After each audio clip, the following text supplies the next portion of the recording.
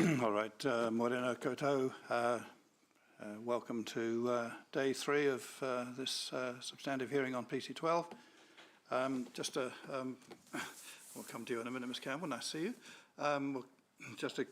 One matter I just want to put on the table, which was our site visit yesterday.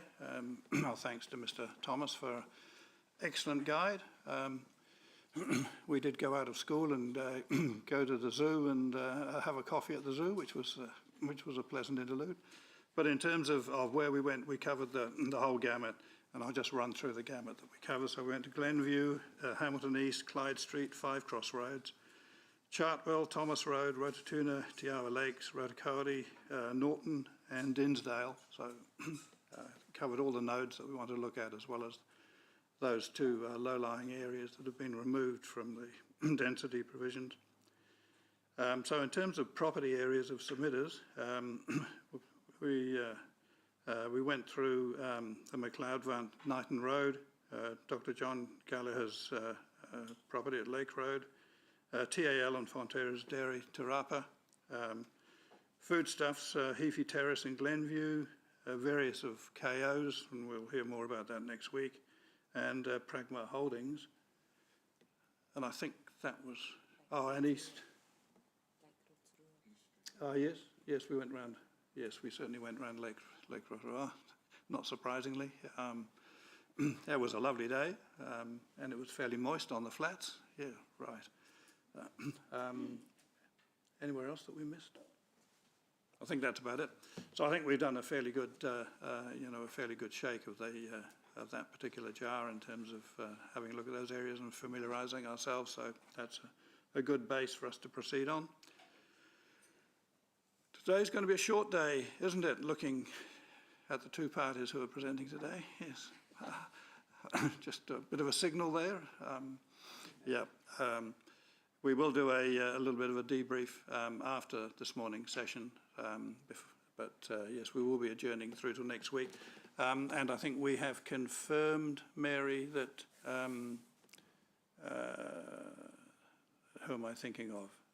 Yes, Jackie Collier will present first thing on Wednesday, which will make for a fairly substantial day that day, I suspect. So we'll probably be sitting late in order to get through what's appointed then. Any other matters, panel? No. Ms. Maldani, anything from you? No? Ms. Campbell, in that case, we're in your hands. Thank you. I can't speak for Mr. Manahinek's loquaciousness, but I think he will be quite well, I wish you would. Succinct. Yes. Mr. Manahinek will be very brief today. I have here with me Mr. Senior and Mr. Crisp, and I also have Mr. Barnett, who's a representative of the Gallaghers. Now, I understand the legal submissions were provided to you in advance. Have you had a chance to have a look through those? Not just a chance. We've absolutely read yours, and we've read Mr. Crisp's. So yes. Great. Well, I won't take you through it in any detail. Rather, you've obviously seen what I've called a jewel yesterday, a moist one, as you say, and it's a lovely spot, as I'm sure you saw, and the point of our submission largely is about arresting the decline of the lake's values. In paragraph 1.2 of the executive summary, I've mentioned that the relief that we seek is enabled by qualifying matters, and those are set out at paragraph 3.1 of the submissions, really just a reference to section 6 of the RMA, the NPS freshwater, and Te Ture Whaimana. So those are the qualifying matters that we say applies. In terms of the zoning being retained as the general residential zone, there's a large piece appears to have broken out. There's a large degree of agreement between the experts that you've read the evidence of in relation to this matter, and those matters of agreement are set out in paragraph 4.1 of the submissions, and the few areas of very small areas of disagreement are set out in paragraph 4.3. So really, there seems to be general agreement in terms of the plan provisions that should apply. there is a policy that we think sensibly should be amended just to make clear that intensification around open spaces may be something that is generally encouraged, but not in the special case of Lake Rotorua, and another small tweak in relation to the expectation of the height of development in this area. So you've read it and are familiar with it. I won't take you through any more than that very brief summary, but of course I'm happy to answer any questions, but if they're difficult, I'll pass them to Mr. Crisp. Thank you, Ms Campbell, and that's much appreciated. Vicky, have you got any questions? Oh, Dave?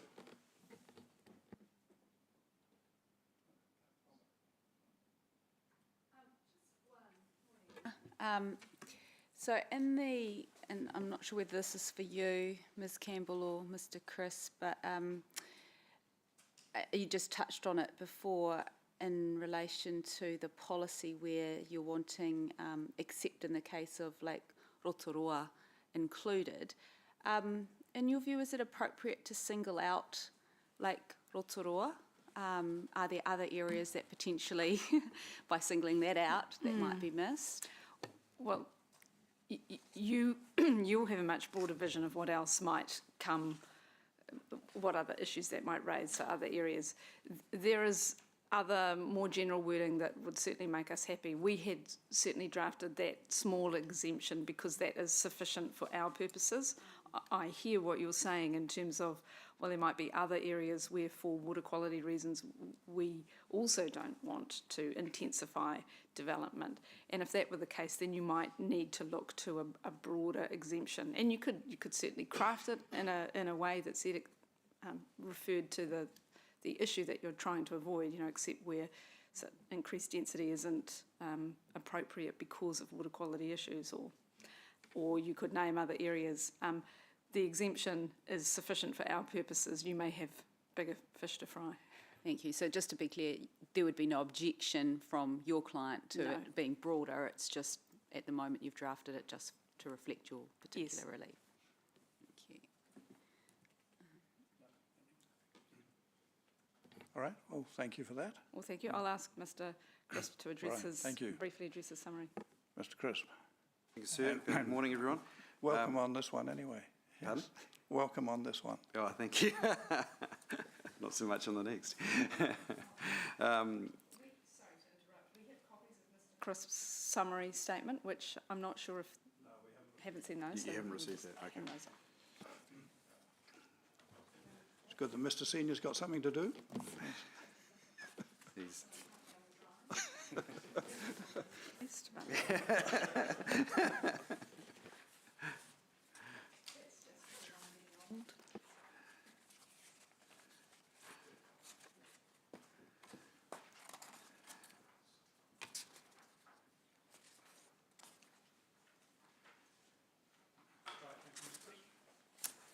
Thank you, sir.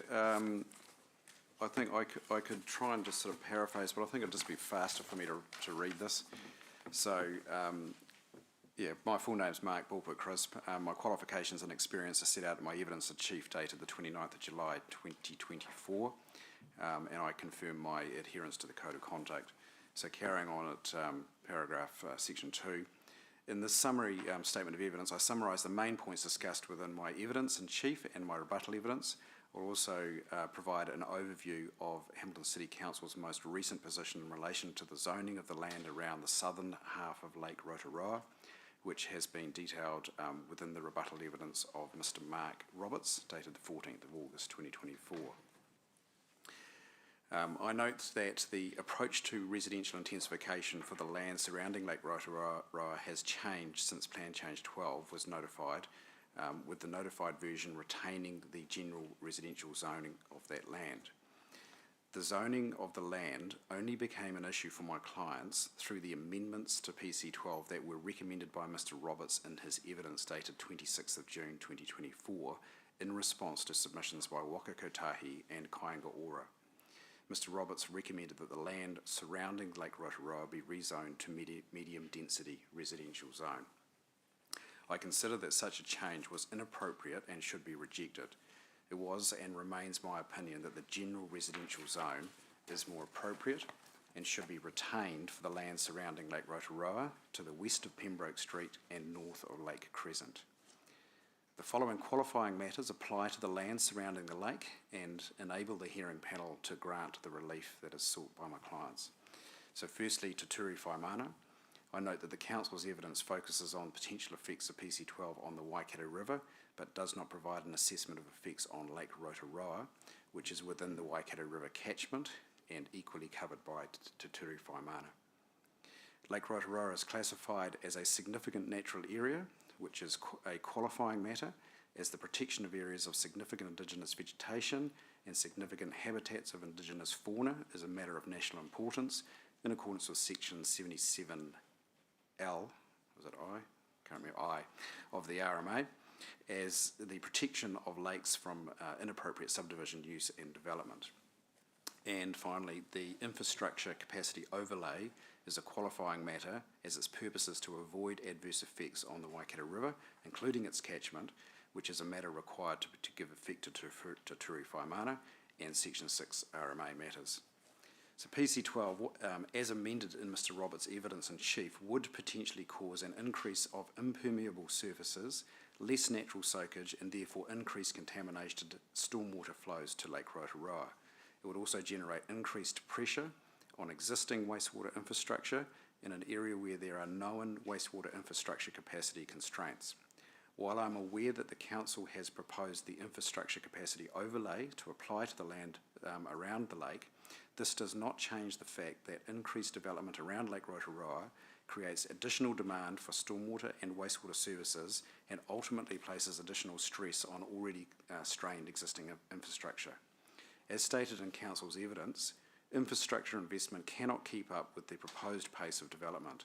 The lake and its surrounds fall outside the Stage 1 area, which is the Council's priority for infrastructure investment. There are a range of other costs, effects and risks that will arise if the land surrounding the lake is rezoned to medium density residential zone. Those include adverse cultural effects on the lake, including a failure to meet the requirements of Te Turi Whaimana, adverse effects on the health of Lake Rotorua, and adverse effects on the amenity and recreational values of the lake. Zoning the area around the lake for medium density residential activities is also contrary to Policy 3C of the National Policy Statement on Urban Development, on the basis that the area in question is not located within a walkable catchment of existing or planned rapid transit stops or the edge of the city centre zone. This is confirmed in sections 311 and 321 of the Council's Walkable Catchment Assessment Report dated June 2024. It is also contrary to other national direction and it will not achieve the purpose of PC12. It therefore fails those critical statutory planning tests. So in terms of the general approach taken in rebuttal evidence, I further reiterate that the land around the southern half of Lake Rotorua should be zoned general residential zone as amended in May 2024.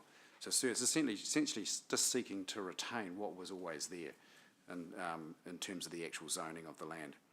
The general residential zone is much more appropriate for this part of Hamilton than the medium density residential zone. The reasoning for this is the greater protection of the values of Lake Rotorua that is afforded by the general residential zone. My rebuttal evidence primarily responds to the evidence of Kāinga Ora. Kāinga Ora's approach in its evidence is significantly narrower than its submissions on PC12. It has substantially narrowed its submissions and now focuses on the development or redevelopment of its existing public housing portfolio, that is its existing land holdings. I therefore consider that the Kāinga Ora may potentially now not oppose or not have a basis for opposing the retention of the general residential zone as amended in May 2024 on the land around the lake. Kāinga Ora does, however, oppose the application of the infrastructure capacity overlay and associated density restrictions to development within the general residential zone and the medium density residential zone. I disagree with Kāinga Ora's position as this overlay gives the Council greater scrutiny over developments, generating increased demand on three water infrastructure in areas where there are known infrastructure capacity constraints. The removal of the infrastructure capacity overlay and associated density requirements would essentially enable 2 new dwellings to be permitted in a high-density arrangement within the general residential zone and 3 new dwellings to be permitted in a high-density arrangement within the medium-density residential zone without assessing infrastructure capacity at all during the resource consent stage.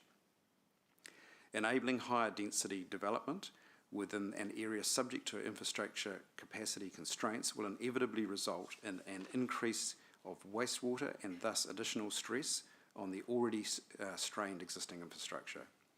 In the case of high-density development on land around Lake Rotorua, this is likely to result in increased wastewater overflows and/or combined stormwater wastewater flows to an already degraded Lake Rotorua. It is my opinion that this would be contrary to Te Turi Whaimana, as an increase of contaminated wastewater or stormwater flows will not improve the well-being of the lake or achieve betterment, which is Just a question there. sure. So obviously the council has made recommendations which align with what your client's seeking, but you would be aware that there is proposals on the other end of the lake for high-density development as part of stage 1. And I'm just wondering whether the comments you're making there go more broadly to all of the land around Lake Rotorua, or whether you're limiting them to the area that your client's interested in. And let me just add, I was going to ask a very similar question with respect to your para 3.5, so you might just wrap those two together. 3.5.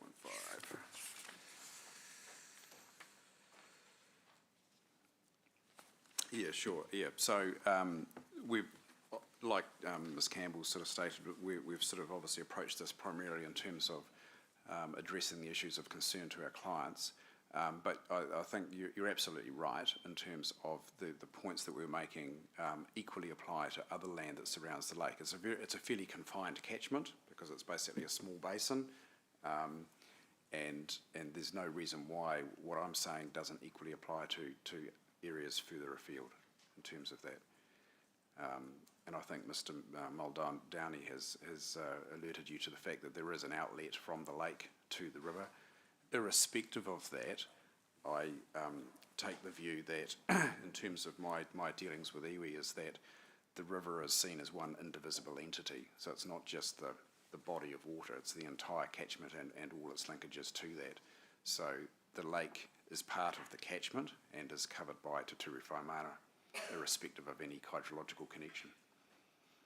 So just so I'm clear, in your professional opinion, it would be inappropriate for there to be high-density zoned land adjacent to the lake?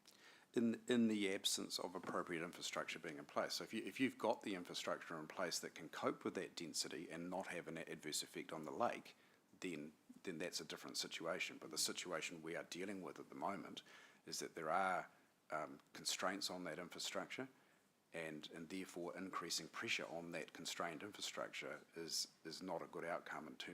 It's contrary to the outcome sought to be achieved by Te Turi Whaimana. And just one final question on that issue. Yep.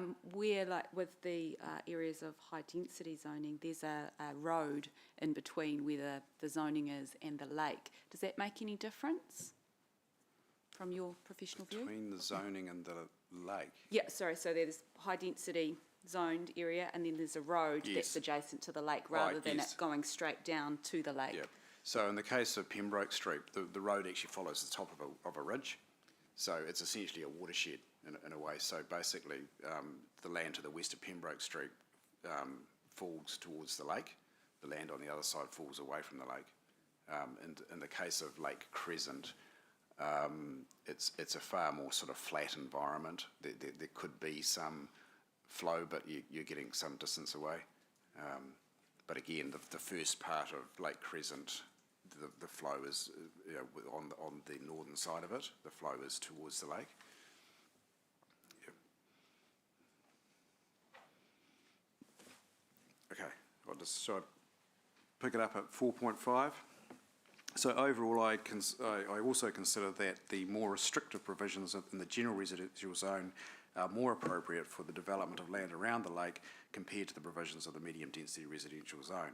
So turning to the council's approach taken in rebuttal evidence, Mr Roberts confirms that council no longer supports the medium-density residential zone around the lake, on the southern half of the lake, and that the land should continue to be zoned general residential zone. And I set out what he says there, which is where he refers to Te Whaimana as well. And he also then states that he proposes to amend the zoning from medium density to general residential zone. I mean, what it is essentially just not changing from what it was. It's not that it was ever medium density, that was just a recommendation. It's just now reverting back to the status quo in terms of the actual zoning. And that HCC no longer pursues the extent of the zone as set out in his primary evidence. So there's just two further differences between the approach I've taken in my evidence and the council's approach. Mr Roberts has recommended changes to Objective 4222I2 so that it reads as set out there in my evidence. The council has agreed it is more appropriate to retain the general residential zone in relation to the land around Lake Rotorua. I consider that the objective, the May version, is more consistent with the general residential zone and its associated performance standards. The objective should, in my opinion, be that the neighbourhood's planned urban built character comprising, so the word comprising, replacing including was part of Mr Roberts' change, but it's basically the bit about being 1 to 2 stories, single, duplex and terrace housing residential units, rather than 1 to 3. That's the key change there. Yep. There's also the reference to the 10 metres in height in the earlier one. Yes. Is that to avoid 3-storey buildings being compressed into a 10-metre? Yes, that's part of that, and also, I mean, it doesn't foreclose the ability for proposals to be advanced by way of resource consent application, and indeed my clients have done that themselves in the past. But the point there is that it's the difference between being able to do something as of right and the ability for it to be scrutinised and it be considered on its merits. So this is just sort of setting up the expectation. Obviously the objectives and the policies are very important in the consideration of any resource consent application. So therefore setting out the expectation of what is considered appropriate in that zone or in that part of the zone is the rationale behind these proposed changes.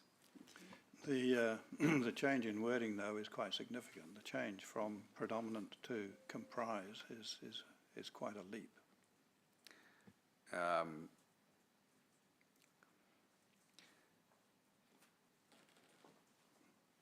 I mean, comprise is quite directive. Including or comprising. Yeah.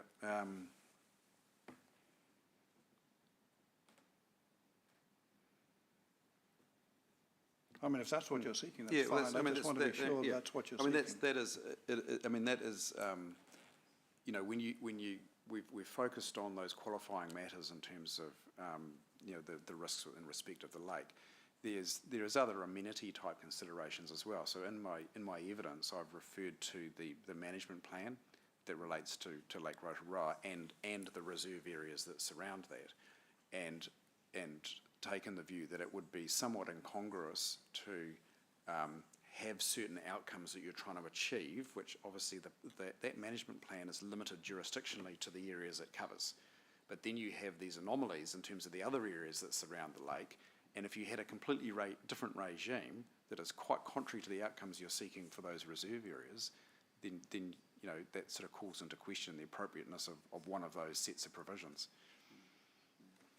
I mean, just on the wording of objectives generally, Mr Crisp, I mean, is it your view that you're trying to convey the general character of the zone? You're not trying to get too much detail, and so you would just want to convey what most of the zone is going to comprise of, and keep the wording fairly general? That's correct, yes. Right. Okay. We'll have a think about sort of the detail, but I just wanted to sort of... Sure, that's the approach, yeah. So finally, to avoid conflicting provisions relating to Lake Rotorua area and undermining the outcome agreed in relation to the zoning of the land west of Pembroke Street and north of Lake Crescent, there needs to be an exception noted in relation to references to high-density residential development around the lake, specifically policy 4222C, and similarly the statement in 421, the purpose, should be amended to exclude Lake Rotorua as follows, and I've just set out the provision, the policy there, and then just added except in the case of Lake Rotorua. And I take the point that there might be other areas that fall into that category. Haven't done a sort of citywide analysis, but I suspect you'll find, I mean, Lake Rotorua is a pretty unique sort of type of environment that is, it is a very fragile environment, and therefore it's probably appropriate in my view to single that out as an exception. So just in conclusion, overall I support the Council's position on the land around Lake Rotorua, west of Pembroke Street and north of Lake Crescent, that it should continue to be zoned a general residential zone rather than medium density residential zone for the following reasons. Increased residential intensification is not required for Council to meet the 30-year land and housing supply target. Increased residential intensification is not supported by the NPSUD in this area and is inconsistent with Te Ture Whaimana, the National Policy Statement for Freshwater Management, the purpose of the infrastructure capacity overlay, and the proposed significant natural area overlay. And increased residential intensification is inconsistent with and or does not give effect to the provisions of the Waikato Regional Policy Statement and PC12. Further, it is my opinion that the general residential zone provisions will better provide for three waters concerns around Lake Rotorua and better provide for the other values of Lake Rotorua, including its status as a significant natural area and its recreational and amenity values. It is my recommendation that the independent hearing panel adopts the outcome in my evidence in chief and the rebuttal evidence, which is largely supported by Council. I have recommended 2 further amendments to the planning provisions to provide a greater level of alignment with the other outcomes agreed between myself and Mr. Roberts. Thank you, Mr. Chris. Just one further question from me. And at 4.2, have there been any recent conversations with KO on this issue? I've had no direct discussions with KO at all on this matter. It's just been a evidence exchange operation. Picking up on that question, I think it was also Waka Kotahi's submission, wasn't it, as well? No, so there was no discussions with Waka Kotahi. No, and they didn't prepare any evidence either. So when you actually go back and read their submission, it says that consideration should be given to. So it wasn't even specified as a relief sought. So it was I think it was pretty generous on the part of all of us accepting it as an outcome sought. It was just a consideration should be given to. So we took it seriously and have obviously pushed back on it. So You've considered it. Just one further query on the exclusion of Lake Rotorua in that policy. I mean, when you read the policy, you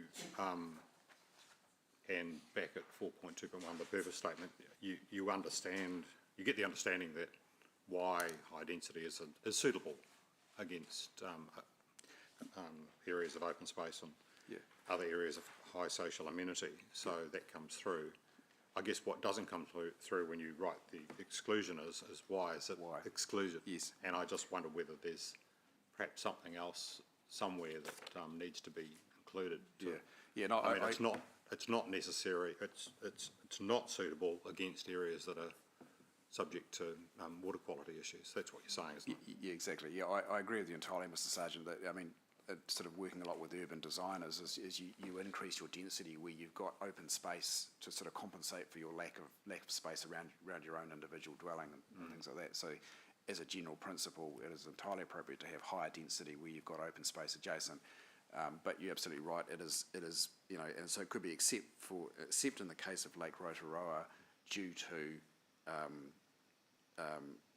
due to concerns about, well, we'd need to specify the wording, but it would be, yeah, exactly as said, due to concerns about the water quality of the lake, or something like that. Right. Or the fragility of the lake's ecosystem, or, you know, there's all sorts of wording you could throw in there just to give a little bit of explanation. I mean, the other thing I'd say is that we don't always have a whole lot of explanation for each individual, you know, objectives and policies necessarily these days. That's what happens in a 32 analysis to get to the point of where it is. But yeah, in this case, it probably is helpful just to have a few more words to say to protect the values of the lake. Right. Thank you. The water quality and values, or something like that. Yes, there might be something back in that purpose statement that could be picked up upon. Yeah, for sure. Yeah. You only touch on the NPS FM right at the end of your brief here, but presumably you haven't sort of ignored that deliberately. I mean, that gives quite a lot of strength to your arm, basically. Yeah. No, Being a QM as well, of course. Yes, that's right. Yeah, agreed.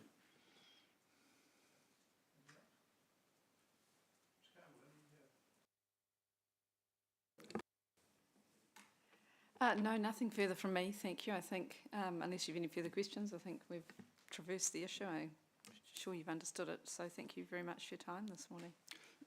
Appreciate you coming. Yep, thank you.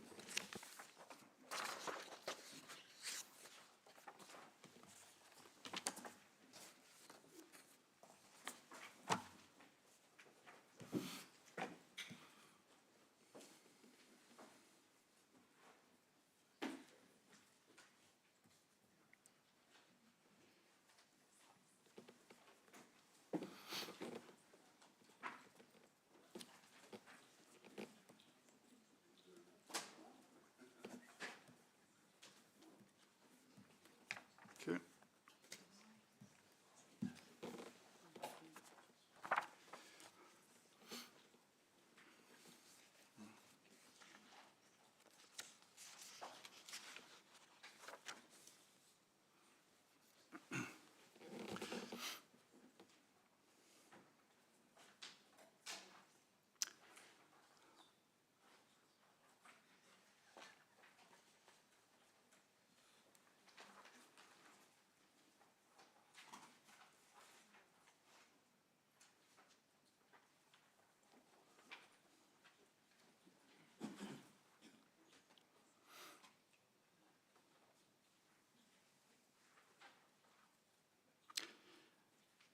Mr. Minhinnick and team, welcome again.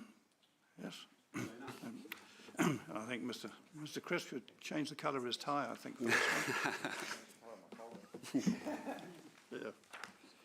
Right. Excellent.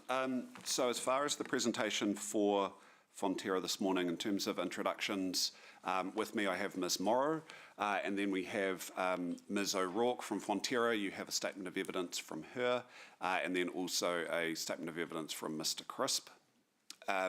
Intend to speak to my legal submissions, which were pre-circulated, but we've got some extra copies if those are required.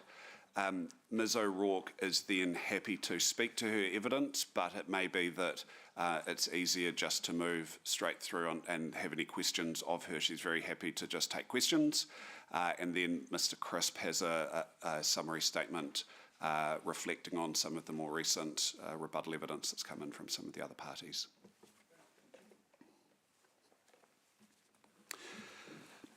And clearly we've read all the material, so yeah. Thank you. Yes, so it's certainly not my intention to read out my legal submissions.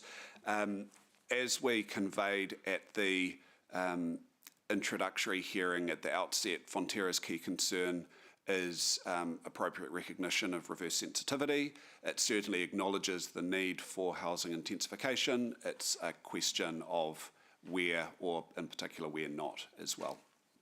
And so there is a fair degree of alignment between Fonterra and the Council in particular.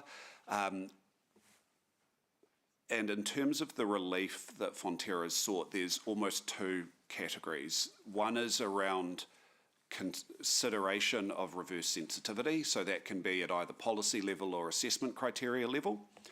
And then there's separately a standards-related question as far as the Business 6 zone at Te Awa Lakes. And so that is a different category, and so I will speak to the difference in those, particularly in light of the submissions from Te Awa Lakes that's been pre-circulated as well.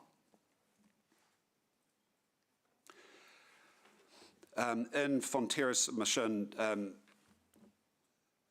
and its position is that none of the amendments that it seeks will impact on either the Council's ability to implement the MDRS or Policy 2 of the MPSUD for that matter. In my legal submissions, at Section 3, I've briefly outlined Fonterra's interests in Hamilton City. Those are outlined in detail in Ms O'Rourke's evidence. She's very happy to take questions on those. And then briefly outline in Section 4 some of the key provisions from our perspective in terms of both RPS and district plan recognition of land compatibility questions and reverse sensitivity.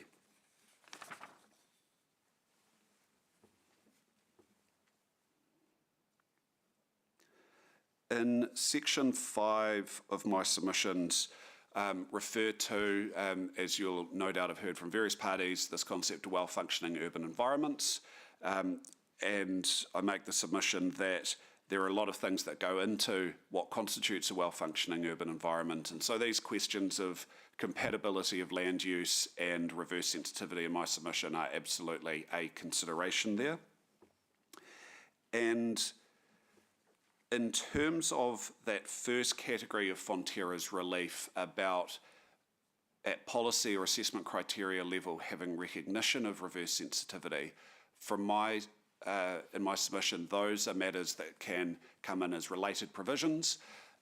There is a fair degree of alignment as far as the Council's approach in incorporating a number of those changes. It's also entirely consistent with the approach taken in a number of other IPI processes around the country where those requirements for consideration of those matters, it's not about diminishing the MDRS intensity or density standards. And so that is the legal basis in terms of how those can be considered.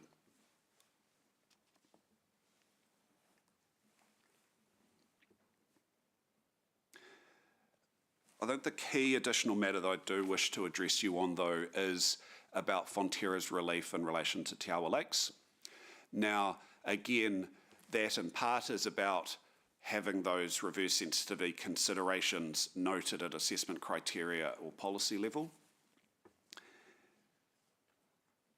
And then secondly, regarding the Business 6 zone. Now, my friend for Te Awa Lakes has suggested that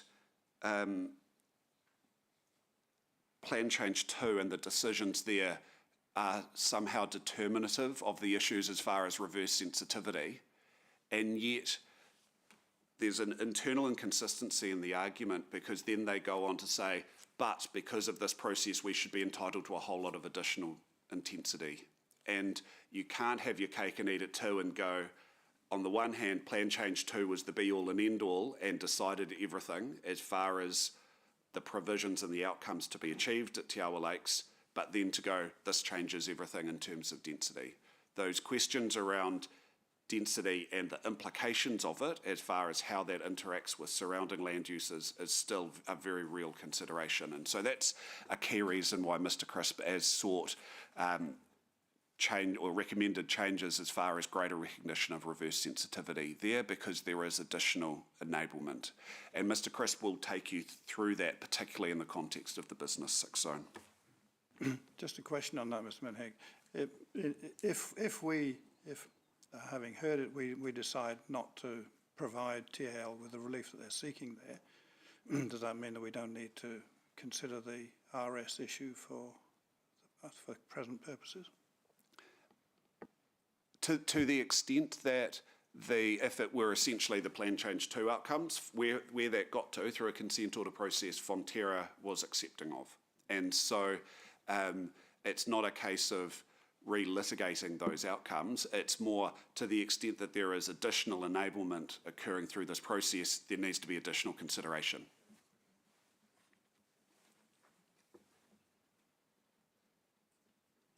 and it most squarely relates to the Business 6 zone, where you have the move from a 10-metre height limit to, in the notified version of Plan Change 12, an 11-metre height limit, and then the possibility through submissions of requests for that to go higher than that. And the council is at this stage accepting, as I understand, of increases in height, and that's the key concern from Fonterra's perspective.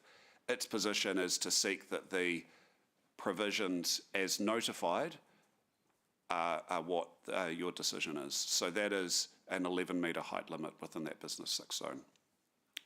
Also wish to clarify that it is the Business 6 zone at Te Awa Lakes that is Fonterra's concern, and so it isn't a broader concern about the Business 6 zone more broadly.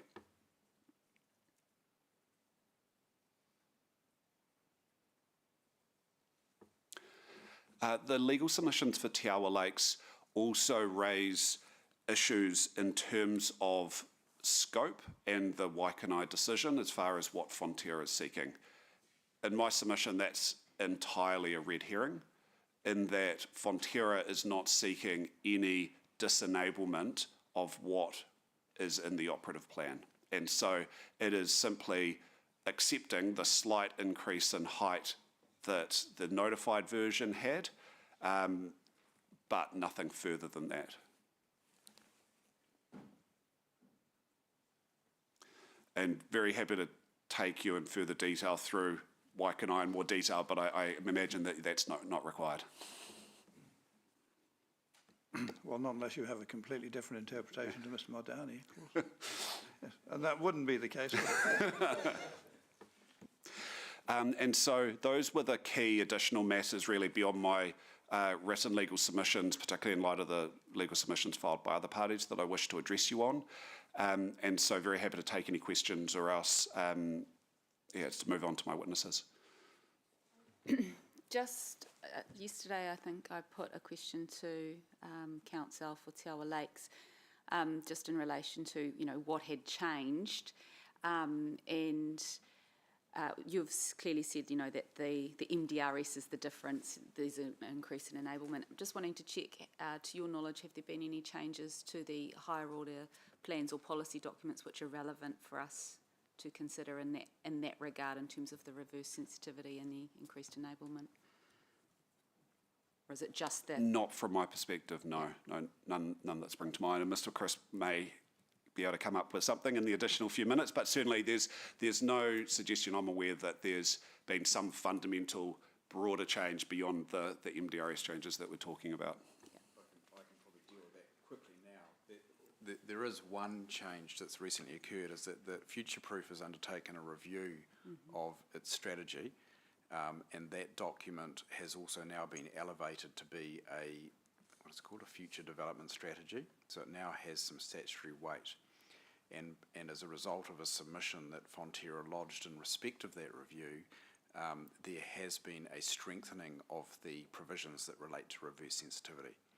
So there is now an avoid regime, which is part of that future-proof strategy. So you would say that provides additional support for the relief that you're seeking? It's a strengthening of the policy position in terms of seeking to avoid rather than just minimise.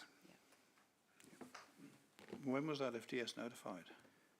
Is that very recent, is it? Because I wasn't aware of that. It was notified for submissions earlier this year, in about March or something like that, I think. That was when we had the hearings, and decisions were released about 3 or 4 months ago. Yeah. Okay, Yeah. all right. Well, Mr. Maldani, maybe somebody can cover that off from council's point of view. That'd be helpful. Thank you. And that's it from me on the legals.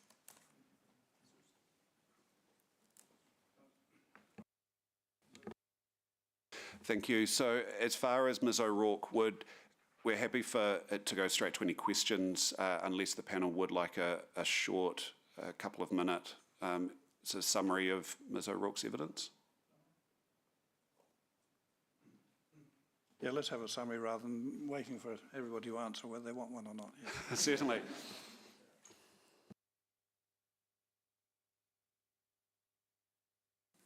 Morena, my name's Suzanne O'Rourke. I am the National Environmental Policy Manager for Fonterra's New Zealand operations. So, as a summary of my evidence in chief, Fonterra has significant assets and interests in the Waikato region, and that includes 8 dairy manufacturing sites, of which the Te Rapa is one of our principal sites. And the importance of those manufacturing sites is captured in the Waikato Regional Policy Statement, which identifies those sites as being regionally significant industry. Fonterra also has other assets in the Waikato, including the Crawford Street Cool Store, the Campak packaging manufacturing site, and offices in London and Anglesey Streets. So PC12 affects Fonterra's interests in Hamilton regarding those particular sites, and I'll briefly summarise those key sites. So, obviously, the Te Rapa Dairy manufacturing site, which you'll be familiar with, is one of our largest manufacturing sites, employing over 500 individuals, processing up to 7.5 million litres of milk per day during the peak milk production season, and that's 12.5% of Fonterra's annual milk powder production.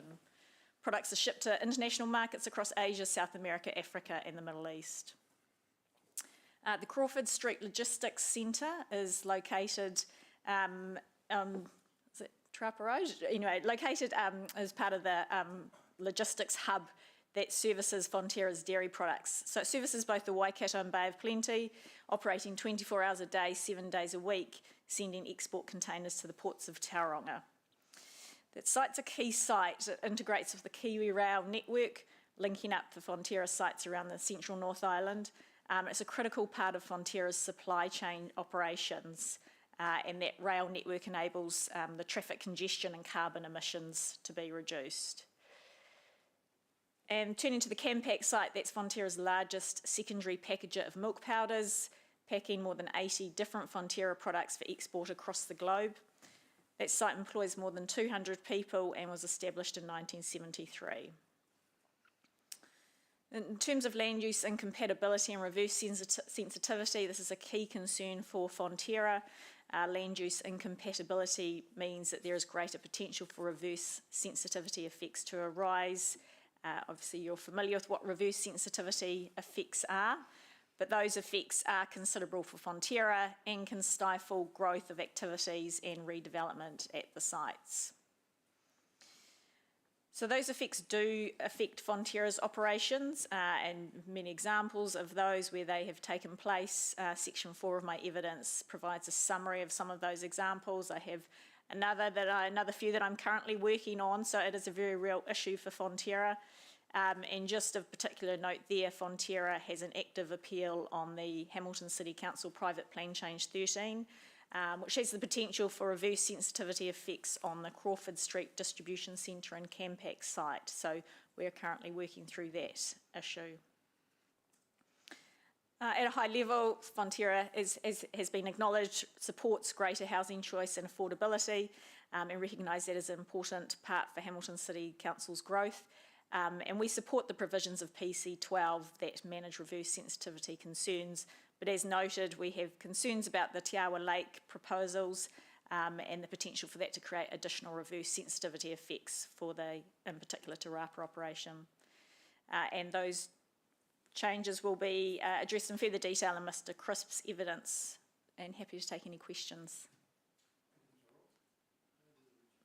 Yes, thanks, Ms. O'Rourke. Just on our site visit yesterday, we did go along Hutchinson's Road and to the south there on the land that's currently not developed, but right. I understand owned by Fonterra. On the road, on the main road frontage, we've got the Sikh temple and one or two other residential activities. So have you, what's the sort of interface experience like with them in terms of your current activities? Yeah. With the temple in particular? Yeah, and anybody else that's there that's not. Yeah. So very positive in terms of the temple, and I can say that because I was in a meeting with them just a couple of weeks ago where they talked about how positive their experience was next to Fonterra. They've been there for a very long time, I think since the 1970s, and so have a very positive relationship with Fonterra. So Fonterra is looking at some further development within Hamilton City regarding some plan change to develop some further industrial land within that area, and that has been in conversations with Hamilton City, and we have publicly talked about that, so that is not not confidential. So we're very much continuing those conversations with those landowners who are in that area. Right, okay. Just to pick that up, so the plan change would affect the Te Rapa site you're looking at?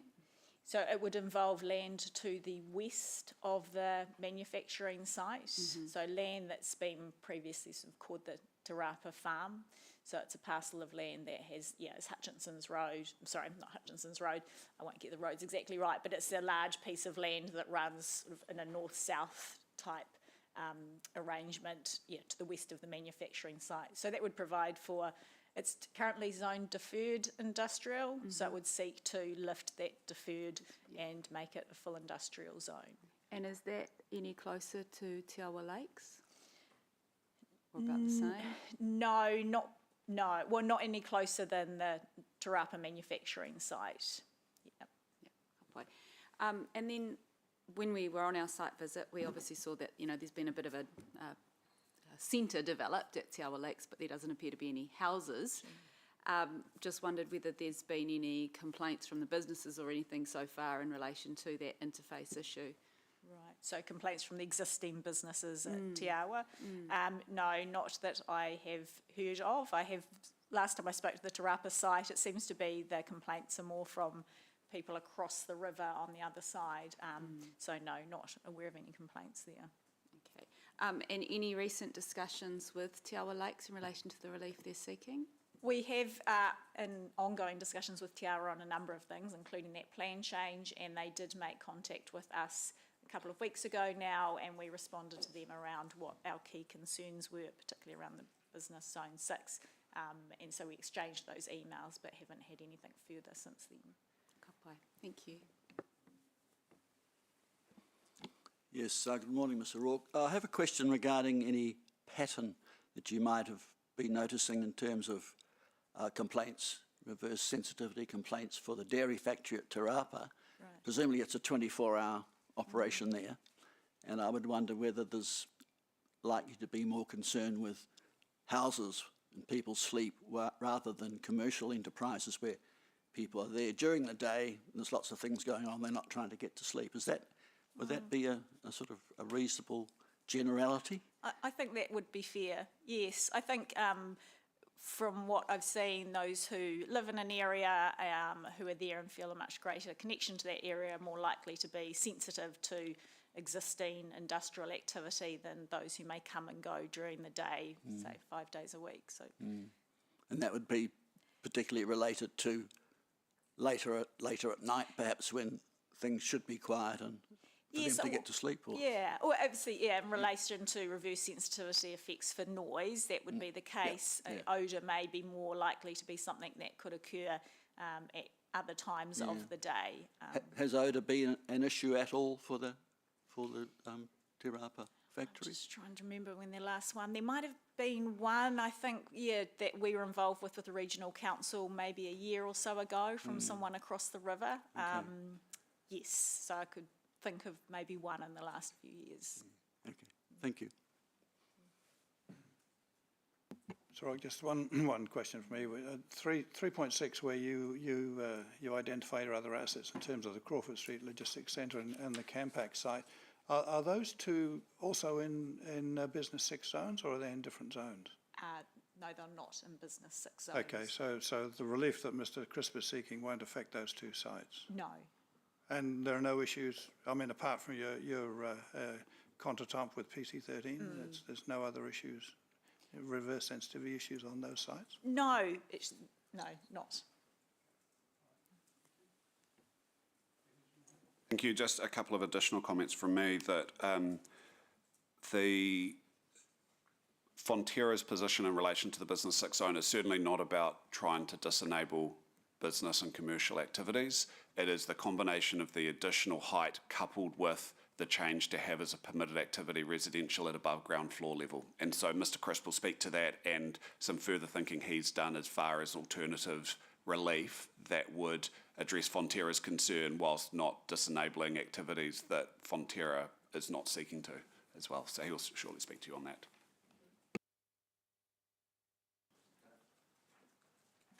So you've been circulated my summary statement, so it's quite short, so I'll just, in the interest of time, it'd be quicker just to read it. So, for the record, my name is Mark Bulpett-Crisp, and my qualifications are set out in my statement of evidence dated 24th of July, and I confirm my adherence to the Code of Conduct. So turning to the topic of... I did have a question which I should sort of put to you, really. I mean, I think in your main statement of evidence, you note that you've actually been a planner for Fonterra for 30 years. Yes. And whilst I'm not challenging your expertise, I did wonder whether that actually has an issue with respect to your expert witness status. Oh, when I say I've worked for Fonterra, I've been a consultant assisting Fonterra for over 30 years. So I think, without wanting to blow my own trumpet, I can honestly say I'm the most experienced planning consultant in the country in the dairy industry, having worked for Fonterra since literally 1994, in terms of assisting them as an independent expert on consenting and policy matters over that time. All right. In Thank you. exactly I the mean, same. it's good to get your response. Yeah, on so in exactly the same way as I work for Contact Energy and many other clients as an independent expert. So I'm not employed by them as an employee. I'm not internal. I'm an external expert engaged on a case-by-case matter. And just to sort of jump onto that, Fonterra is not your only client, are they? No. No. No, absolutely not. No. Yeah. Thank you. Okay, so turning to the topic of reverse sensitivity effects, which, I equally do battle on for the likes of Contact Energy as well and things like that. So my evidence focuses on reverse sensitivity effects in relation to Fonterra's activities, particularly the Te Rapa dairy manufacturing site.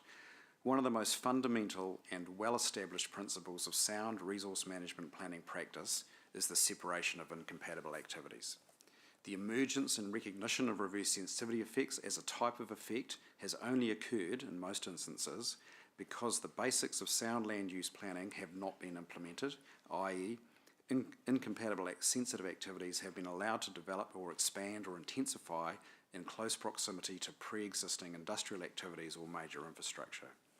Strong policy guidance backed up with rules that can deliver appropriate outcomes is required to ensure that incompatible activities are not able to develop or expand, intensify in close proximity to one another, thereby avoiding or at least minimising the risk of reverse sensitivity effects. The current planning framework includes some strong policy guidance in relation to the separation of incompatible activities and the avoidance of reverse sensitivity effects. However, experience over many years has proven that it is either not strong enough or not taken seriously enough to ensure that inappropriate outcomes are achieved. That appropriate outcomes are achieved. The simplest and easiest way to avoid reverse sensitivity effects is by ensuring the separation of incompatible activities. Where incompatible activities already exist in proximity to one another or are allowed to occur, as in the example of Plan Change 2, Te Awa Lakes, being approved, it is important to ensure that there is no ability for the more recent sensitive activity to increase in intensity or density. As outlined in my evidence, and the Te Rapa site is identified in the Waikato Regional Policy Statement as a regionally significant industry. The development principles in Appendix 11 of the RPS include that new development is directed away from regionally significant industry and not result in incompatible adjacent land uses, including those that may result in reverse sensitivity effects, such as industry, rural activities, and existing or planned infrastructure. This approach is carried through into the Hamilton City District Plan, including through policies 12.21a, b, and c. So in terms of reverse sensitivity provisions, as outlined in my evidence, I consider that there are gaps in the way in which reverse sensitivity is considered under Plan Change 12. In that respect, the evidence of Mr. Roberts for the Council appears to misinterpret the nature of reverse sensitivity effects. Reverse sensitivity effects are not effects from regionally significant infrastructure, roads, and from non-residential activities on residential development.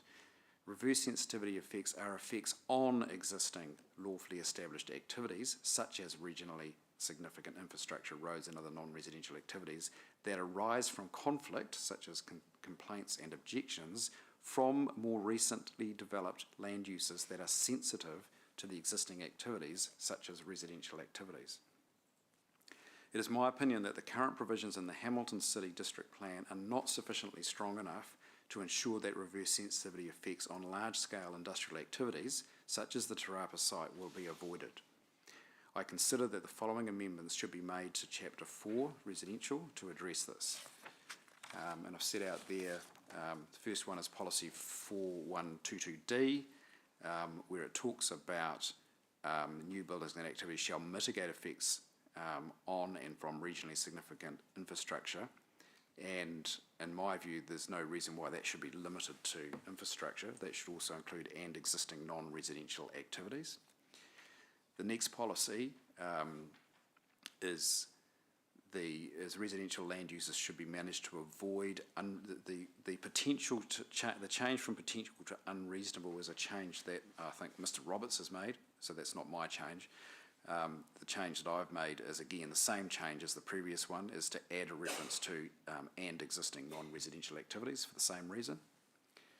The next one, Policy 4216C, is additional point is design measures to minimise reverse sensitivity effects on adjoining non-residential activities and zones, including acoustic insulation and mechanical ventilation. And then finally, it's amending Objective 4421 by adding Policy D, which is to ensure development uses design techniques to minimise reverse sensitivity effects on surrounding non-residential activities and zones, including acoustic insulation and mechanical ventilation. So it's similar to the one above. And finally there, I support the recommendation by Mr. Hatting, I think it's the SA, rebuttal evidence to accept the additional criterion as proposed by Fonterra as follows, and that is that it has been designed in a manner that considers reverse sensitivity effects on lawfully established industrial sites and activities, including dairy manufacturing and associated sites, including the Te Rapa dairy manufacturing site. The last little bit is really just specifically about Te Awa Lakes. So I agree with Mr. Grovender and Mr. Roberts to the extent that the Te Awa Lakes precinct and all associated provisions is retained as notified.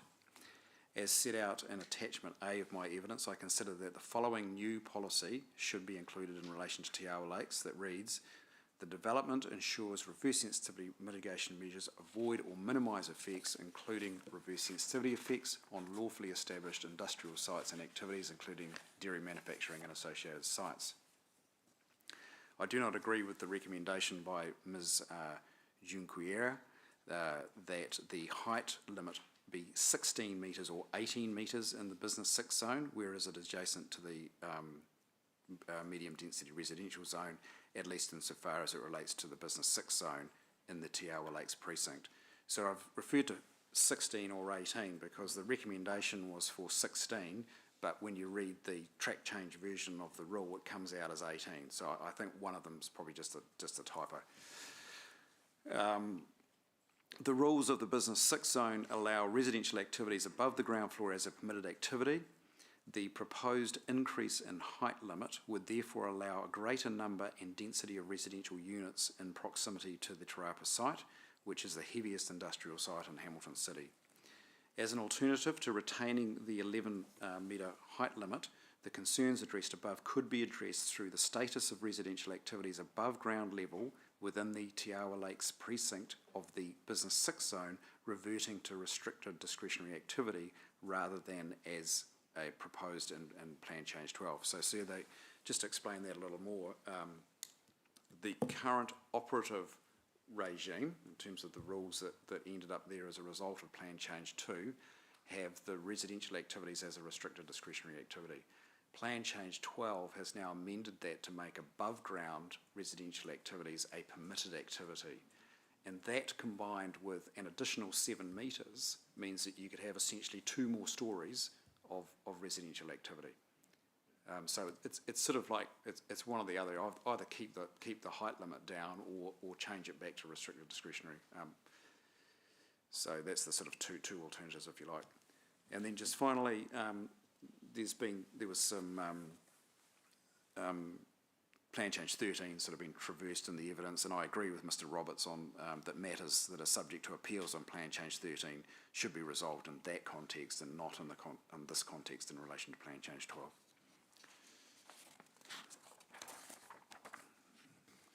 Thank you, Mr. Crisp. I've got a couple of questions there, but let me just see panel first. Nigel, do you want to go first? Yes, thanks, Mr. Crystal. I've got a question for you, which actually Ms. O'Rourke might be better to answer, but anyway, I'll ask it. So, Ms. O'Rourke's evidence talks about the state-of-the-art biological wastewater treatment plant on the site, and my question relates to odour management for that site. Presumably there's a resource consent for discharge of odour for that treatment?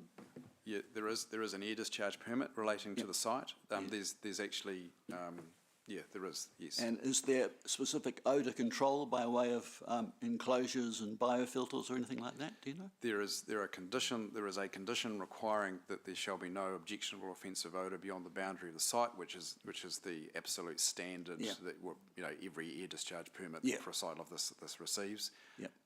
The site does have various measures to. There's not a biofilter on that wastewater treatment plant. It's a very modern design. We consented it in 1997, and so it was basically took the site from a primary treatment, which was just a fat trap, to full tertiary treatment. So it's a very modern plant. It works well, and it hasn't had much in the way of issues in terms of odour. There's been no issues that the regional council has needed to address by way of abatement notices or anything like that? No, as I mentioned before, I am aware of one concern last year with a neighbour across the river, but that's the only one I'm aware of. And that was an odour complaint? Yes. Yeah. Okay, thank you. I'm not sure whether this is for you, Mr Crisp, or one of the other team, but are there any no complaints covenants on land around Te Awa Lakes? There are a range of no complaints covenants on different properties as things have occurred over the years. So there's a farm park development on Onion Road, which is on the western side of Te Rapa Road, but so we resolved appeals on that by way of no complaint covenants. There are no complaint covenants in respect of Te Awa Lakes with a band that relates to that site. I recall there are a few properties to the south on Meadowview Lane that have been through subdivision consents, and there are no complaint covenants there as well. With the ones for Te Awa Lakes, does that apply to the Business 6 zoned area where there would be additional above ground? Can you recall that? I believe it does. Yeah. In which case, I guess the question is, to what extent do you think those no complaints covenants would be effective in addressing the reverse sensitivity issue, or is there still more that needs to be done? Yeah, sure. That's a really good question, because there's always been a lot of debate, because I'm working on from a number of clients where, you often proffer a no complaints covenant and people turn around and say to you they're not worth the paper they're written on, because you have to think about it from an enforceability point of view and how you actually do that in a practical sense, and what weight a court might place on those. So I regard them as very helpful, and they can work in some situations. So they become sort of necessary but not sufficient. So it seems, and it seems to me that, in my experience, that the only reason you get to the point of putting in a restrictive covenant of that nature is because the planning regime has let you down. That you cannot rely on the planning regime to get the right outcomes, so you have to use whatever opportunities arise that give you the opportunity to put in place a no complaint covenant, and that's usually in the context of someone else wanting to do something, and you say, okay, fine, but you're going to have a no complaint covenant. And the thing is that only goes so far, because sure, it might stop people complaining about existing operations, but as soon as you come along and want to do something new, it can't be covered by those sort of regimes. So Te Rapa is the classic poster child for Fonterra, where it has got a large area of land that is zoned heavy industrial, which is yet to be developed. It's got land available. It's got its own water supply. It's got a grade separated interchange into the site, which is the flashest entrance to any private piece of land in the entire country. Massive investment paid for by the company. It's got, it was originally located, so remote from town, it had to have its own workers' village. So it's got all these attributes that make it a fantastic site for expansion. But as soon as if we propose something new there, despite no complaint covenants, you're still going to have people objecting to that. That's a form of reverse sensitivity. It's people then objecting to applications for industrial activities in an industrial zone because the rules trigger the need for a consent. And that's So what this happens. new plan change that you're talking about would be an example where those no complaints covenants wouldn't apply. Yeah, that's right. And just as an example, when we went through that consent process in 96, 97, and that was for the big dryer that's the front, the grade separated interchange, wastewater treatment plant, cogeneration power plant, it cost Fonterra $2 million to go through that consent process. And most of the objections were from rural residential properties, particularly on the opposite side of the river, that established since the dairy factory was there. And that was, again, classic case of reverse sensitivity. And just to, I guess, chase down the end of that one, in terms of the no complaints covenants, and this might be a question for Mr. Minhinnick, where they apply to the Business 6 zone and there is additional development enabled so that there could be apartments built above or whatever, that covenant would then apply because it's across the land, that's correct? Yeah. The other question I had was with the increase in height and the potential for the above ground residential in that Business 6 zone, is it simply a case of that more people, more likelihood of issues, or is there also the potential for different types of reverse sensitivity complaints to emerge the higher up you go? Are we getting into visual, different noise effects? I mean, we don't have evidence on that, but just interested in the views on that. I think the short answer to that question is yes on both counts. Obviously, the higher you go, the better your view of the surrounding environment, and that would include the dairy factory, which is only 325 metres away. The other thing that tends to happen is that and this is something that I predict will happen with the development of Te Awa Lakes, is that at the moment you've essentially just got a small number of commercial activities on the site and life's easy. As soon as the more that site grows and becomes residential, what will happen is that if Fonterra wants to do anything, the basis of objection will be, oh, no, you can keep doing what you want to do, but you can't do anything more because, sorry guys, this is now a residential environment. Life's changed, and we now have to protect a residential amenity. And that means you can't do what you want to do. And there's, again, that's the sort of reverse sensitivity you'll get. And we got that exactly round when we did just a couple of years ago, the wastewater treatment plant that's now being constructed at the Hautapu site.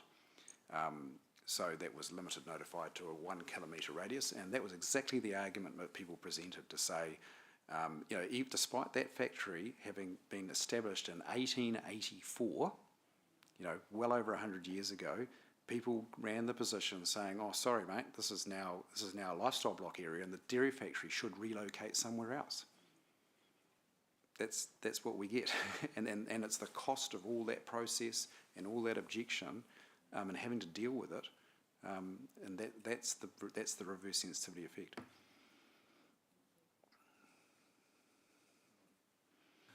Yes, Commissioner Morrison-Shaw picked up on the sort of like putting some bones on the reverse sensitivity thing. So we are talking about noise and visuals. I wondered about, but that's I can see that's real.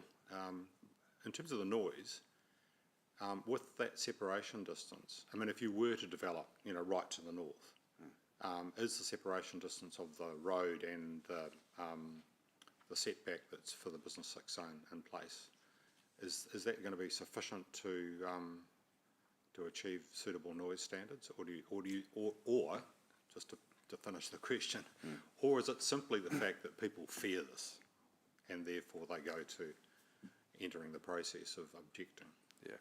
So what you need to be very clear on is what effects you are you're considering, because I think what you are doing in that question is you're mixing up the effects of the activity that Fonterra undertakes with reverse sensitivity effects. They're quite different. So Fonterra, as an existing activity, has effects, and some of those effects cannot be internalised. You cannot internalise the effect of a 55-metre high building. Noise, you can internalise it to a certain extent, but people will still hear noise, even if it's within the permitted activity limits, and they'll still complain about it because if they decide they don't like it. Some of the things that you cannot internalise are things like traffic generation. So when you've got a whole lot of dairy tankers trundling past someone's residential property, 24/7, that is an effect that you just cannot internalise. And that's the sort of things that people will complain about as well. So, and then coming back to your example of doing things towards the boundary, it depends what you want to do. If it was proposed to just put some, say some cool store, or some say dry stores, which don't have refrigeration, then that's not too difficult. We did have a proposal as part of that 97 application. The future did have more cool stores along that boundary with a railway line coming into it from the main trunk railway line coming under the road. That proposal has now been foreclosed. You would never get a railway line because of Fonterra's experience at Waitoa when it reintroduced the railway service there to carry goods, and all the complaints that arised about that, because of course a lot of that stuff happens at night. There is no way that there will be a railway line, in my opinion, that will be able to be put into there now. Okay, just moving to the provisions. I went through the likely places, I guess, for the provisions, some of which was identified in the additional provisions you're looking at. So, for the ones for all the provisions for all the residential zones which you've picked up on here, there's those. There's also ones for the precinct, and some for the medium density residential zone. So that's sort of the likely targets for additions, and that's what you've picked up on. I see you're proposing something for the high density residential zone. Was that for a particular reason, or was that meant to be for the medium? Maybe for the my focus has been the medium density residential zone, and Yeah. particularly in relation to the Te Awa Lakes. Yeah, it might just be a typo because you've got objective 4.4, which is obviously for the high. Okay, so I'll read that. So that's not that's not a concern for Fonterra No. in terms of, so I mean, while you might see the merit in that for other reasons, it's certainly not something that Fonterra is pursuing. Yeah, I mean, looking at the provisions for the precinct, and I thought that would be the most likely place to actually find something. The word reverse sensitivity doesn't come up in any provision there, except in the explanation where there's an extra sentence being added in that says these provisions. Well, by the way, one of the most important things about this precinct is reverse sensitivity, but there isn't anything in there about reverse sensitivity at all. Well, which is I guess the reason you want a new policy in there. Yeah, exactly, and I mean, we can talk to your colleague about that, but we certainly hammered it pretty hard at the hearing on Plan Change 2 about the concerns about reverse sensitivity and the establishment of incompatible activities as a result of that. So we didn't win the argument on the day, and yeah, we won't go into the reasons for that, but we didn't, and so therefore it's and as Mr. Minhinnick says, if the status quo is retained, that's fine. But to the extent that if there's any liberalisation or intensification enabled, then obviously that needs to be matched with provisions that seek to address the effects in an appropriate manner, including the particular reverse sensitivity effects. Right. Just in some of your other additions, the words "and existing non-residential activities" comes up a couple of times. Now, that's to cover off the fact that some of your facilities are potentially not regionally significant infrastructure. Is that Well, why? yeah, Is that right? there's a distinction, and it comes from the regional policy statement. There's a definition of regionally significant industry, and there's a definition of regionally significant infrastructure. Now, we could claim, for example, the grade separated interchange, the cogen power plant, the wastewater treatment plant. You could claim that as being infrastructure, but you might struggle to argue the dairy factory itself, in terms of manufacturing milk powder, is infrastructure. It's an industry. So it's a belts and braces approach to make sure there's no, trying to get no gaps. Right. And from my point of view, even what we're proposing is still too weak, because we've still got that problem of avoid or minimise, and that then gives decision makers the option of saying, oh, well, that's okay, I'll just minimise. I won't bother about seeking to avoid the effects, or just let the stable door open a wee bit, and if the horse escapes, then whatever. But that's the problem. That's the problem we've always faced, and that, to be honest, is the problem we faced with the Te Awa Lakes hearing. The criteria that it was being assessed against had policy regimes, particularly in the Hamilton City District Plan, that said avoid or minimise. And so that gives you an option to say, well, I don't have to avoid. I can select the option of just minimising. And that's why I say the provisions are too weak. They're not strong enough to actually achieve the desired outcomes. Right. Just on that one, you've used the word, and I think you commented on in your original brief, the word surrounding non-residential activities. Yeah. You didn't like adjacent? Well, adjacent tends to be interpreted as contiguous. So immediately you've got Hutchinson Road separating. So is it adjacent? I mean, that's where and the thing too is that reverse sensitivity effects materialise kilometres away from sites as well. So it's not just it's not even immediately adjacent. Yes. Or in close proximity. It's surrounding is a far more inclusive, and obviously it enables a judgment to be exercised in the context of any application. When you say, okay, how far afield do you go in terms of making that sort of assessment and deciding what to do about it? Yeah. All right, that's very useful. Thank you. I've deliberately been hanging back because of my involvement with PC2, obviously. Yes.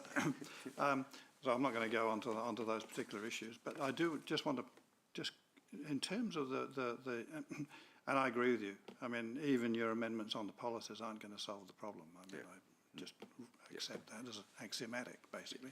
Well, it's like Mr. Minhadick says, we're not trying to go back in time on this, and we don't want Te Awa Lakes to be doing the same either, or going in the opposite direction. There was an outcome. If that's maintained, that's all right. We can look. I'm not defensive. Yeah. That's the when you hold the pen, you don't have to be. Yeah, true.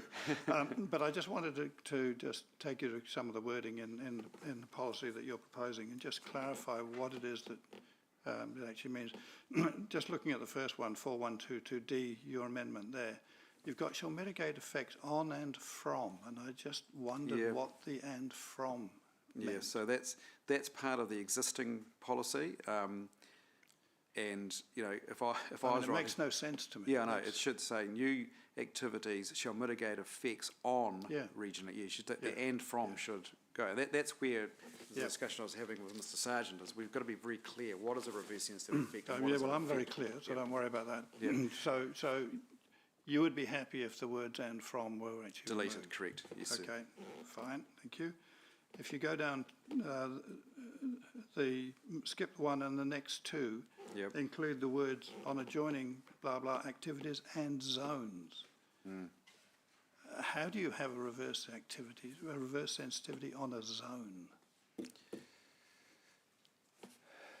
Yeah, so well, if you think about it in terms of I mean, my concern is that if you gave that to a processing planner, Yep. they could make hay till the sun comes Yeah. on that expression and zones. Yeah, no, I appreciate there is an issue there.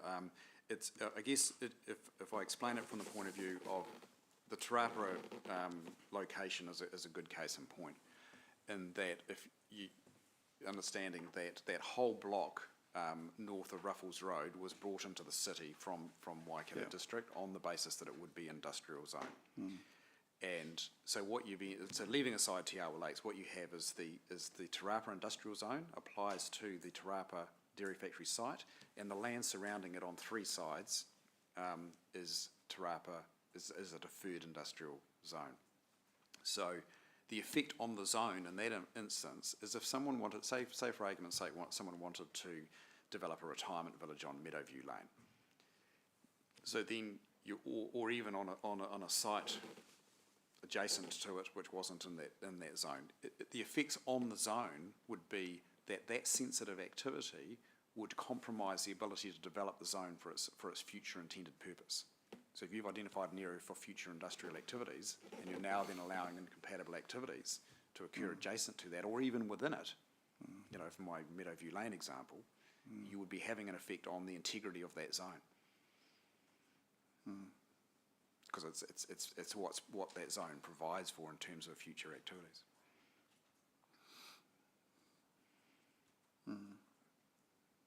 All right, I mean, it's what you're asking for. I'm just having difficulty seeing how you would Yeah, minimise I mean, effects on that, if you that's all. deleted the and zones, it's you know, it's probably fine, you know, in the context that we're dealing with. No, I mean, I'll think further about what Yeah. you've just said. It's just, I'm just having some... Yeah, so effectively you're saying reverse sensitivity has a future potential effect on currently vacant land, Yeah, because that land has got Yeah. potential for yeah. And what, industrial activity. and what it's I zoned, guess, and I what mean, it's let's have that conversation, because I mean, Yep. whilst it might be zoned for something quite different, that doesn't mean that's going to be an incompatible activity that actually would manifest a reverse sensitivity effect. Except from your argument, you're saying that you've taken the land out of that ability to use it for the purpose for which it was scheduled or promoted. Yeah, that's right, because So that's the effect that you're talking about. yeah, because reverse sensitivity is when the sensitive activity comes subsequently to an existing, say, industrial activity in my example, okay? So in this situation, we're talking about where you've got a zone like the Te Rāpara deferred industrial zone where there are no activities that we can, you know, there's only just farming and lifestyles and things like that. So it's clearly earmarked for future industrial activities. But if you suddenly allowed a retirement village, for example, or any other residential activity, anything that involves sleeping, you know, including play centres, you know, childcare centres, where kids have got to sleep in the afternoon, anything like that that establishes in or adjacent to that zone, that as yet undeveloped zone, will then compromise the ability to develop that zone. It's the adjacency I'm concerned about, not the, I mean, because there will be a process for determining whether an activity in a deferred zone is appropriate or not, so, but it is the adjacency. But that's all right, Yep. my colleagues will we'll have a round discussion on that one. Sure. And if, just going down to your amendment to or your addition 4324F, I'm assuming, and without having pulled it up, that this is referring to additional development, not just development, because there are still consents to be sought, aren't there, in terms of the currently planned development. So are you looking to capture just additional development or existing development there? So that I don't know what the head of, I haven't pulled the Yeah, head yeah. up, so I'm not sure what the lead in on that one is. Yeah, so, well, the policy only applies prospectively in the context of future development that occurs that has to go through a consent process. So when you think about when would that policy be utilised or, you know, considered, it's in the context of a resource consent application. And so it is about future development. It's not looking at unwinding anything that's already happened there on the site to date. Well, hardly anything's happened, that's the point, isn't it? Yeah, well, there's some stuff that's happened. There's a service station and a few bits and pieces, but Yeah, okay. Yeah. All right, yes. Sorry, just one question that follows on from Commissioner Sargent's questions around policy 4.1.2.2D. I think you explained that the Te Rapa factory wouldn't fall within the regionally significant infrastructure, but I think you mentioned there was regionally significant industry as well that's recognised in the plan. I was just wondering why then you've asked for existing non-residential activities rather than including regionally significant industry. It seems quite broad for that policy when you're looking at regionally significant infrastructure, which is quite a confined set perhaps, to then go to all existing non-residential activities. Yeah, the short answer, Commissioner, is that we learn a lot as we go through these planning processes, and you wish your submission, you weren't constrained by the scope of your original submission. So I agree with you entirely that if there was a specific reference to regionally significant industry and regionally significant infrastructure in those policies, that would be perfect. That would be really good, and that would cover the full ambit of Fonterra's activities. My final one is just on your para 19. Just to be sure that the assessment criteria or the matters of discretion under the reverted RDIS cover the matters that you're concerned about. I haven't turned them up to see what they do or not. Yeah, to be honest, I haven't gone back and looked. I just went back last night and looked at the fact that the difference is permitted versus restricted discretionary. Yeah.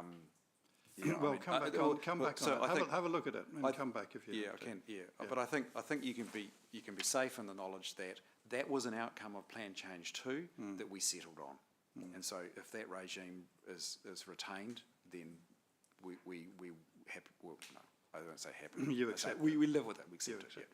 Yeah. Okay. Thank you. Any final, Mr. Manhennick? And maybe in reverse order of how they've arisen, on the question of that regionally significant industry. So in Mr. Crisp's evidence, he does take you through the various RPS level provisions about regionally significant industry rather than regionally significant infrastructure. On the question of the drafting that Commissioner Morrison-Shaw raised, I think the genesis of that wording was it was a further submission by Fonterra in support of the oil companies, who I don't believe are captured by regionally significant industry, and so I've used that broader term. From a scope perspective, if this panel were to consider that regionally significant industry was deserving of protection, but there were concerns about broader, that submission would still, in my submission, provide scope for a narrower approach. So it's only protecting regionally significant industry rather than all non-residential activities. The second point is on the discussion in relation to no complaints covenants and whether they're a full solution in terms of those reverse sensitivity effects. There's certainly been case law from the Environment Court and possibly also the High Court on that very issue and explaining that no complaints covenants are not a full answer, and so even though there might be no complaints covenants, the effects on those people still need to be considered in any application, and I can certainly provide that case law if that would assist you.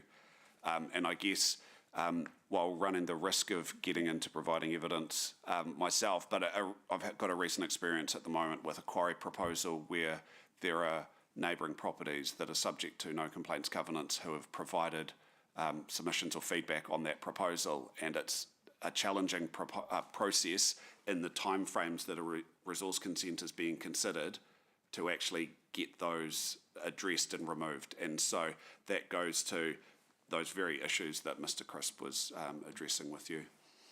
If you could just send through the names of those cases, that would be helpful. Certainly. Thank you. And then the final point, the questions as far as the code of conduct with Mr. Crisp's long standing history with providing advice to Fonterra. I think just to add to that as well as the client that Mr. Crisp has talked about, he also acts for a range of residential clients and the like as well, and so his experience on with Fonterra and other similar clients in addressing reverse sensitivity issues, if anything, in my submission, leads to further weight being given to Mr. Crisp's views. Of course, as far as the balancing of various expert views, it's a matter for the panel. But in my submission, it's something that would, if anything, go in favour of Mr. Crisp rather than anything else. So those were the only points that I wish to address you on. Thank you. Probably just put a finer point on that. If you look at around Cambridge, St Kilda residential development, the entirety of the current development in C2, advanced by 3Ms. Next week we'll be lodging a subdivision consent application and land use consent for what's called the St Peters joint venture, which is the majority of the C3 residential growth cell. So these are the big residential growth cells in Cambridge that I've been at the forefront of leading project teams on that.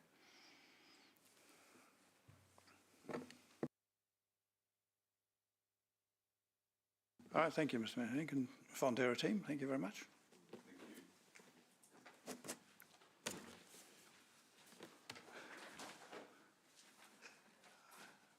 Mary, no late breaking submitters wanting to crash in on us? No? Good. Mr. Manek, Mr. Maldani rather, is anything? There's obviously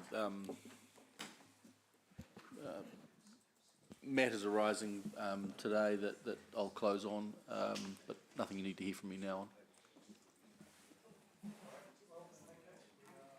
Adjourned until Wednesday at 9 o'clock. Thank you very much.